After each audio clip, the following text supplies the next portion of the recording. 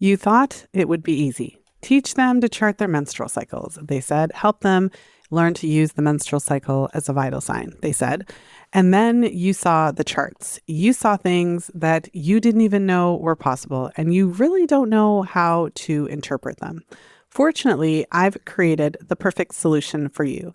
I want to share with you our top resource for women's health professionals, how to interpret virtually any chart your client throws at you. This new resource breaks down complex chart interpretation into an easy step-by-step process. It will give you the tools you need to better support your clients. Head over to fertilityfriday.com/chart to snag your complimentary copy today. That's fertilityfriday.com/chart. This is the Fertility Friday Podcast, episode number 612.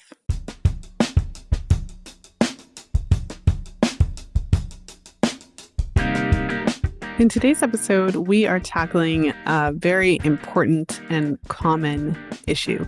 The stats on how long it takes women to receive a conclusive diagnosis for endometriosis are absolutely staggering. In the fifth vital sign, I shared a study that showed on average it took anywhere from 8 to 12 years from the onset of painful symptoms for women with endometriosis to actually receive a true diagnosis. And this is after going to multiple physicians, multiple practitioners, and essentially not having their symptoms taken seriously. So that's one of the issues. And then, of course, another issue is lack of awareness of providers of the common symptoms of endometriosis or the latest research or any of those kinds of things. So today we have an incredible opportunity to go through a qualitative study. And I always love, if any of you have listened to the research series, the FAM research series, you know that I love when we can get our hands on a qualitative study. I absolutely love data. I love when we can have stats and all of that great information. But I really like quantitative studies because they provide you with insights for how the participants feel, what the participants are saying, and it gives you a bit of a different perspective on the issue. So we are going to go into a really interesting study called That One Doctor. And even the title of the study gives you a bit of a preview of what the researchers found. They just found that over and over and over again, women were going from doctor to doctor, practitioner to practitioner, and eventually they found that one doctor who actually put a name to their symptoms, took it seriously, and really facilitated that process of them finally being able to get a diagnosis. So without further ado, let's go ahead and jump into today's episode. So as I mentioned, the topic of today's episode is about endometriosis and how long it takes to get a diagnosis.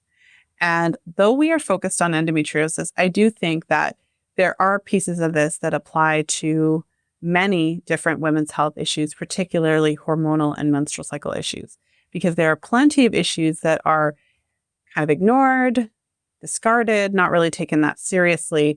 And so certainly those themes run through this episode, but of course our focus is going to be on endometriosis specifically. And so as I mentioned in the introduction, the research paper that I'm referring to is called That One Doctor. What was really interesting is the reason that they titled the study the title That One Doctor is because when they were doing their qualitative analysis of these women's experiences getting to that actual endometriosis diagnosis, so many of the women referred to that one doctor who actually said the word endometriosis, who listened, believed, and investigated, and provided a prompt referral to a specialist.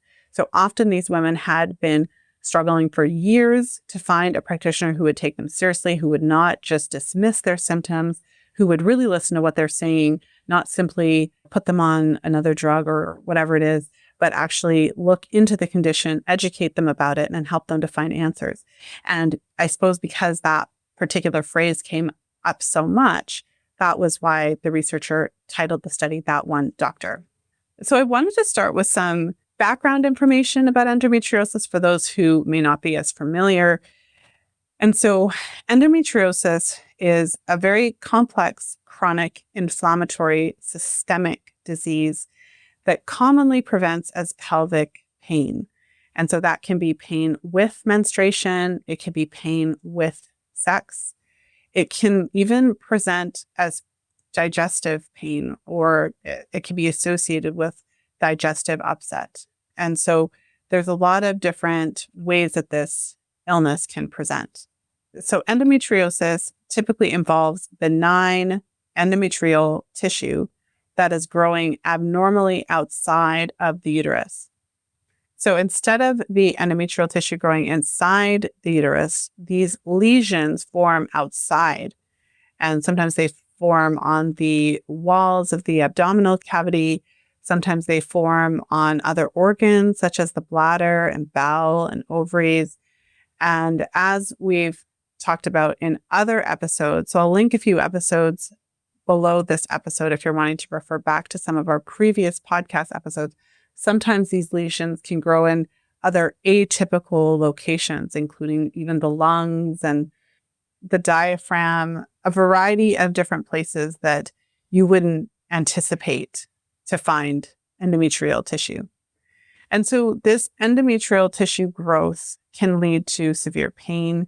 It can potentially lead to infertility, fatigue, and it can lead to a variety of issues depending on where it's located. So if you have endometrial tissue on the bowel or the bladder or the lungs or the diaphragm, it can cause specific problems in those areas. And for many women, these lesions are also active in relation to the menstrual cycle. So many women who have these types of issues, they'll find that there's a cyclical relationship there where some of their symptoms may kick up as they approach menstruation.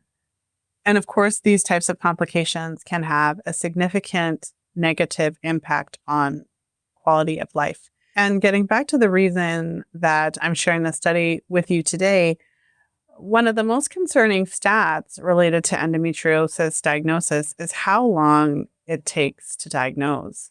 There was an interesting study published in Human Reproduction, and they surveyed 218 women with a surgically confirmed endometriosis diagnosis to determine how long it took from the onset of their painful symptoms to their actual diagnosis. And what they found was that the average delay in diagnosis for women in the United Kingdom was just under 8 years compared to just under 12 years for women in the United States. And in those scenarios, these were women who were presenting with fairly typical symptoms. And as I mentioned when I went through the different places that endometrial tissue can form or different places that it can grow and develop in the body, many women with endometriosis have lesions in atypical places, places that you wouldn't necessarily expect. And so their symptoms may fall into the category of atypical. So you can just imagine how much longer it could take for these women to actually receive a firm diagnosis. One of the things that was really interesting about the study that we're talking about today is that the researchers themselves were surprised to find that of the 49 women who they interviewed for the purpose of the study, 39 out of 49 of them had not heard about endometriosis as a concept. So they were going to seek support from their physicians for a variety of symptoms, but they had never even heard the term endometriosis. And so that could be one of the reasons why in this particular study, so many of the women were saying that it was that one doctor who even named the condition that I have and then helped me to find specific support through a specialist, somebody who could really help me with this. And so what the researchers said about that was that this highlighted a significant lack of community awareness and knowledge about endometriosis, given it is a common disease affecting 1 in 9 women. So they were saying that they didn't expect that so many of the women who were eventually diagnosed with endometriosis had no idea of the condition to begin with. And as you can imagine, many of these women had similar experiences. There's an interesting stat that 63% of women report being told by at least one physician that nothing was wrong with them. So these are women who went on to receive a confirmed diagnosis of endometriosis. 2/3 of these women are being told that there's absolutely nothing wrong with them. And a whopping 75% of women who, again, have confirmed endometriosis diagnosis were initially misdiagnosed with food intolerances or irritable bowel disease, appendicitis, just a variety of issues, or even told that they had a psychosocial issue, right? Like it's in your head. But that's 3/4. So before receiving a diagnosis, 3/4 of women in a different study were actually misdiagnosed. And I think a big piece of this, when you look into endometriosis, the more you get into the weeds, you realize that it is one of the conditions where many physicians are not well enough educated about the condition itself. So they don't really know what specific signs and symptoms to be looking for. And I think that's evident in the research. So when we think about, okay, so what does this mean for us as women? What could be done about this issue? I think a big thing is education. So as women, we need to educate ourselves about the various conditions. We need to make sure that we are not gaslighting our own selves. So if you are experiencing a variety of symptoms, even if you're told that it's in your head, you know that it's not. And so the key is to keep searching and keep advocating until you find a practitioner who's willing to listen to you. And also just to make sure that we are aware, we educate ourselves so that we're more aware of some of these reproductive health issues so that we can be more informed and potentially be more precise when we're seeking support from other practitioners. Popping into today's episode to let you know about our newest resource for women's health professionals, the Practitioner's Guide to Optimizing Egg Quality. This comprehensive guide breaks down the 5 key steps to improving egg quality, along with the top 5 evidence-based supplements to support egg development, mitochondrial health, and implantation potential. Head over to fertilityfriday.com/egg-quality to grab your complimentary copy today. That's fertilityfriday.com/egg-quality. Now let's go ahead and jump back into today's episode.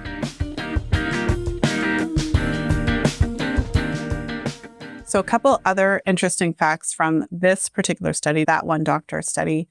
Of the 49 women who were eventually diagnosed with endometriosis, confirmed with ultrasound, 21 of the women who were referred to a specialist were initially told that endometriosis was not a cause of their issues.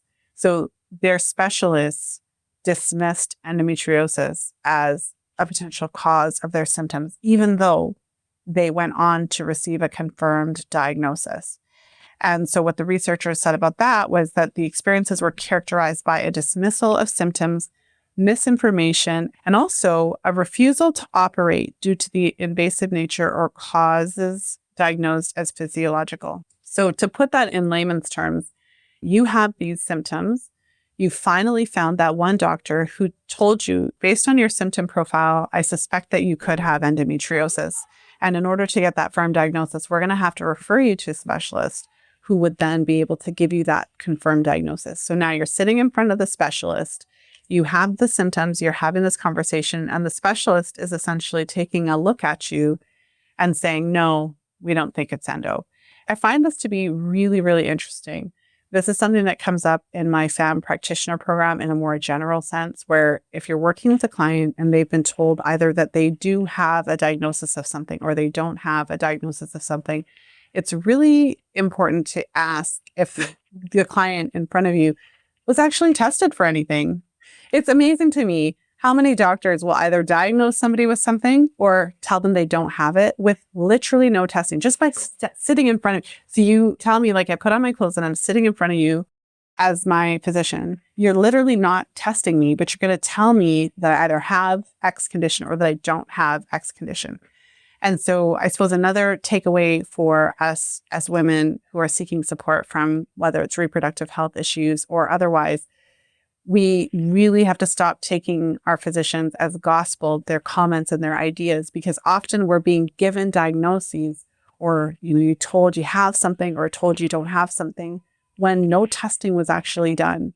So unless this individual has a crystal ball or whatever, we're just supposed to take their word for it, that they just know by looking at us that we have this condition or not. So I think that was a particularly interesting piece of it, because they're essentially showing that even the women who received a referral to a specialist for the specific condition, who literally had the condition, half of them, just under half of them, were fully told by the specialist that they didn't have the condition before the specialist even did any testing. So that's a really eye-opening stat, I would say.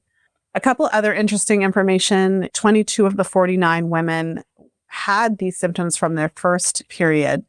And if they say 34 women displayed symptoms prior to the age of 14 and 40 women before the age of 20. So this is really interesting as well. The researchers highlighted this because many women are showing potential signs of the condition even in their teens.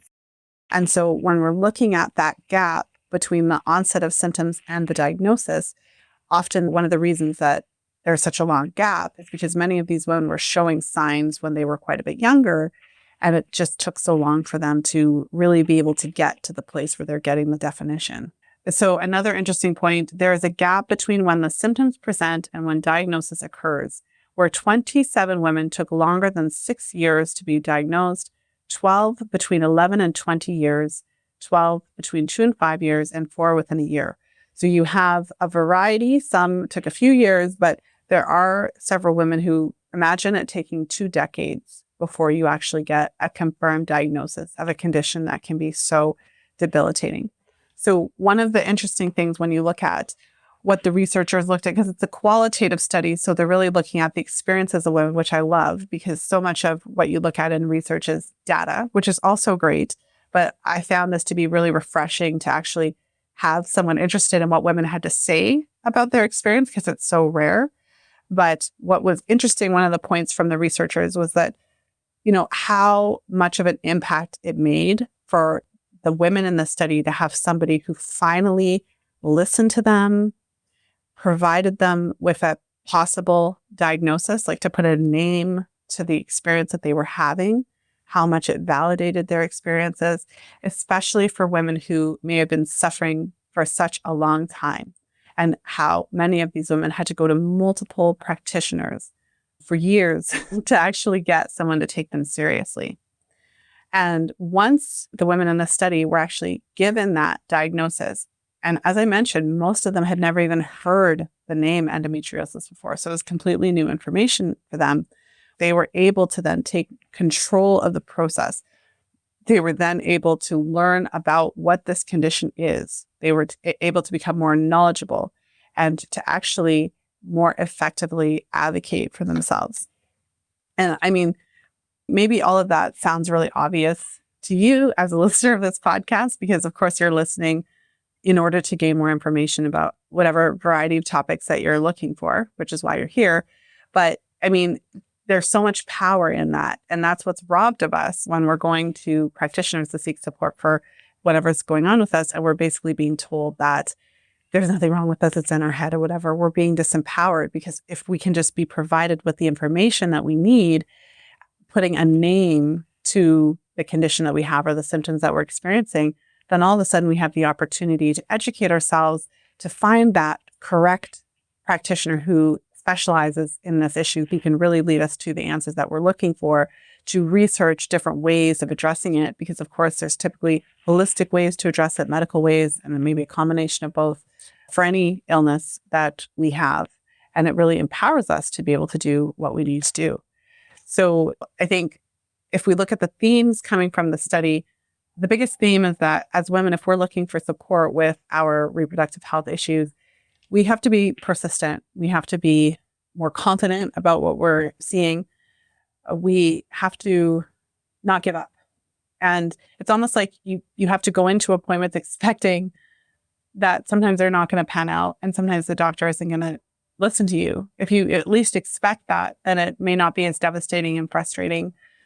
And it's sad to think that you might have to plan ahead to have to go to multiple practitioners to get the help that you need.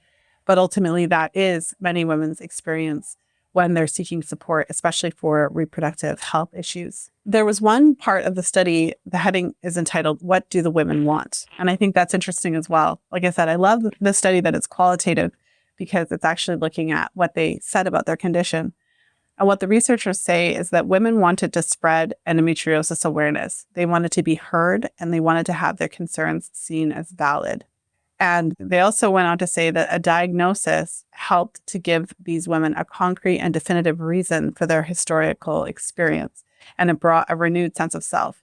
So they went from feeling kind of like they were flailing, not really knowing what was going on, feeling kind of crazy because they keep being told that there's nothing wrong with them, to actually have a specific explanation for why they're feeling this. And it helps them to even just ground themselves. I do think there can be a bit of a challenge in identifying fully with the diagnosis, because from the practitioner standpoint, I have had clients who've been given a diagnosis of something they don't meet the criteria for, but they hold on to that diagnosis as part of their personality. I think that there could be pros and cons, double-edged sword. I'll leave that there. But with that said, if you are given a diagnosis, it does give you the ability to move forward and the ability to find solutions that you would not be able to even look at without that diagnosis. Another important point on this topic is that because so many of these women had never heard of this before, many of them were surprised at the diagnosis. And especially when they heard, in this particular study, they identified that 1 out of 9 women have this condition. So it's almost 10% of us that have this issue. And of course, that's huge. So imagine 10% approximately of women are dealing with this issue, and many, many women have never even heard of it before. But once they were given that diagnosis, not only did it allow them to seek medical support and additional support within the health realm, they were also able to find community. So one of the issues with endometriosis, because so many physicians are not as educated as they need to be about it, many times women are having to find community with other women with endometriosis and share information about their symptoms, how they were able to find a practitioner, which doctors are most experienced if they're looking for surgical intervention, those kinds of things. And so it just shows how important it is for women to be heard, believed, listened to, and for us to be provided with the information that we need in order to move forward. And one thing that can't be understated is the hope when you finally get that answer of what could have been causing these problems for so many years. It comes with this renewed sense of hope, because now you finally can create a roadmap to really try to turn things around and to have some symptom relief.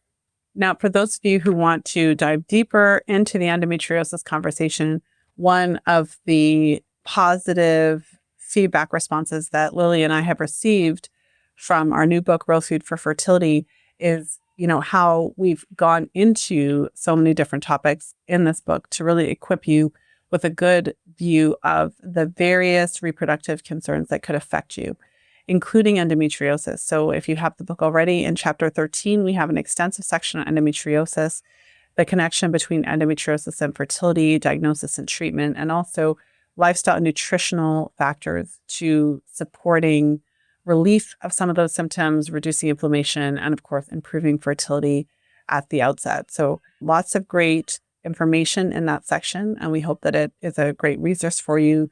You can find it on Amazon, Real Food for Fertility, if you just do a search. And of course, our website, realfoodforfertility.com, if you want more information about the book, or to even grab the first chapter for free. And so with that said, I do think that there is hope when it comes to endometriosis.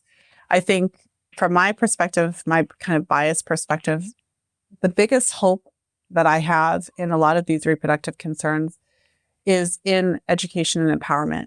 I always say that if we wait for our medical system, our school system, if we wait for these so-called educators to teach us everything we need to know, then we'll just be waiting a really long time. So I think it's up to women to really take ownership of the situation and be the ones that are putting the information out there. Instead of waiting for someone to magically educate us all about endometriosis, we really have to do that. And I know that many women who've struggled with this terrible disease have been at the forefront of empowering other women to learn about it. And every day there's more information, resources, whether it's podcasts, research, and who knows? I would love to connect with the researcher in this study. Her name is Nicole Fernley, and maybe there's a reason why she conducted this particular study. I mean, chances are she either had a personal impact with this illness or someone close to her, because that's often the reason why we're kind of focused on what we're focused on. And so again, it's just more of us as women who are having these experiences. It's going to take us to put that information out there to help empower other women to have a better experience. Of course, that's my perspective on this because I have no patience to wait for whoever it is, whether it's educational institutions or medical professionals, to educate and empower.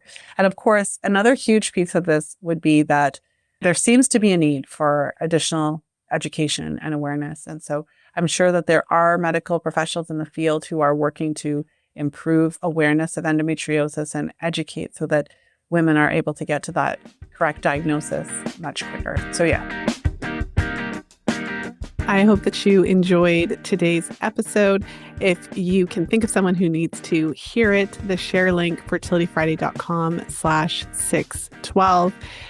I mean, for those of you who've been longtime listeners, this is not a surprise. Maybe for some of you who are newer listeners, it's mind-blowing information. Women just have to suffer so much. And one of the questions I always think of is, why do we have to suffer so much? But a big part of it is education. I feel like that's the big gap, the big opportunity for us to really fill that gap. The more that practitioners are educated, the more that they have an opportunity to engage and interact with the latest research and to really understand some of these issues, even if it isn't their specialty, the more likely it is that women will be referred for the right guidance and care. And of course, this is something that is so important for us. This is something that we talk about ad nauseum in our FAM program, in our Fertility Awareness Mastery Mentorship. We really want to prepare our practitioners for all of these different situations to ensure that they are educated about them. And one of the important pieces to consider is that many of our practitioners come to us to take our FAM certification because even though they are highly educated, even though they have their degrees and certifications and all of their different training, these specific women's health, women's reproductive issues are not always covered in as much depth as they need to be. And so many practitioners don't feel adequately prepared to support their clients when they are having these types of symptoms because their training doesn't necessarily go into a lot of depth around issues like endometriosis or PCOS or hypothalamic amenorrhea or other related menstrual cycle issues. So with that said, if you're wanting the link again for this episode, fertilityfriday.com/612. With that said, I hope you have a wonderful weekend, whenever you tune into the show. And of course, as always, until next time, be well and happy charting. And that's a wrap. If you're loving the Fertility Friday podcast, then I know you'll love FAM, our Fertility Awareness Mastery Mentorship Certification Program. It's a 9-month program designed to teach you how to use the menstrual cycle as a diagnostic tool in your women's health practice. The menstrual cycle is the missing piece you've been looking for to better support your clients to balance hormones, normalize their cycles, and optimize their fertility. When you join FAM, I pull back the curtain and share advanced chart interpretation strategies and specialized client protocols that will completely transform your practice. Enrollment for FAM is opening up again in a few months. Head over to fertilityfriday.com/FAMLive to join the waiting list and be the first to know when early bird registration opens. That's fertilityfriday.com/FAMMLIVE.